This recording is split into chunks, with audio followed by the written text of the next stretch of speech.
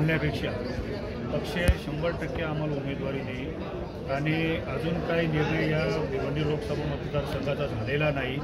कारण सातत्याने आमचे नेते सांगली आणि भिवंडीच्या या दोन्ही आणि मुंबईच्या या तिन्ही सीटवर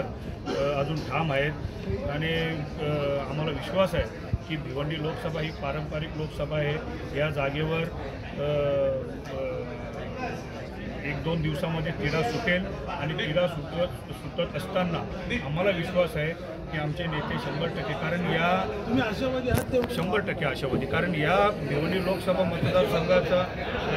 मागच्या 15 दिवसापूर्वी आदरणीय आमचे नेते राहुलजी गांधी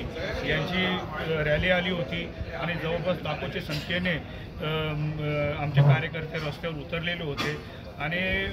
हा जो काही 2 दिवसापूर्वी जो राष्ट्रवादीने या जागेवर उमेदवारी जाहीर केली ही जाहीर करत असताना मी नेहमी प्रसारमाध्यमांशी बोलत असतो की आमच्या नेत्यांना कुठल्याही प्रकारे विश्वासात न घेता ती जाहीर केलेली आहे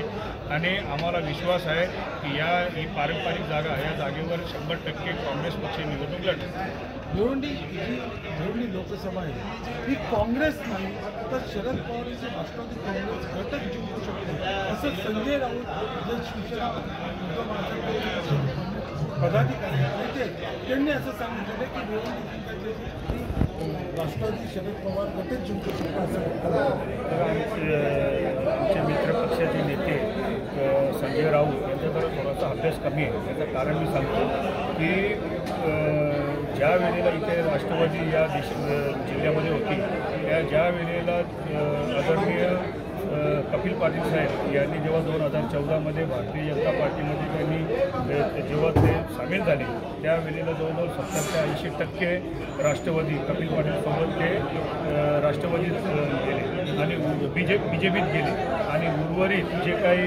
20 ते 25% जे राष्ट्रवादी त्याच्यापेक्षा 7 ते 70% हे कार्यकर्ते अजित पवारांच्या सोबत राहिले आणि उर्वरित जे काही राष्ट्रवादी हे ते मला वाटते 20 ते 22 हजार मतदान हे संपूर्ण भिवंडी लोकसभा मतदारसंघामध्ये आहे। फक्त एवढाच आहे की संजय राऊत साहेबांना जर कोणी माहिती देत असेल ती चुकीची माहिती। एकूणच जर आपण पाहिलं तर भिवंडी लोकसभेचा